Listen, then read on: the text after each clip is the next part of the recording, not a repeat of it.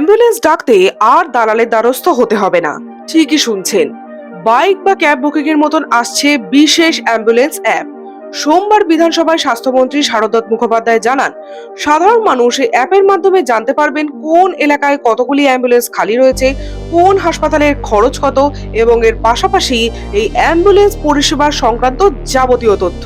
Ambulance পরিষেবার বিরুদ্ধে রয়েছে দীর্ঘদিনের দালাল রাজের অভিযোগ, আর এই অভিযোগের সমাধান করতেই এই পরিষেবার ভাবনা। প্রত্যেকটি অ্যাম্বুলেন্সে থাকবে জিপিএস ট্র্যাকার, রোগীর সাথে সরাসরি যোগাযোগের ব্যবস্থা।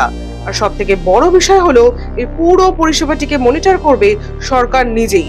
ফলে দালালদের দৌরাত্ম্য যে কমবে তা মনেই করা হচ্ছে। শুধু এইটুকুই নয়, আমাদের নদীমাতৃক সুন্দরবনের জন্য চালু করা হবে ওয়াটার অ্যাম্বুলেন্স এবং ভাসমান মোবাইল মেডিকেল ইউনিট।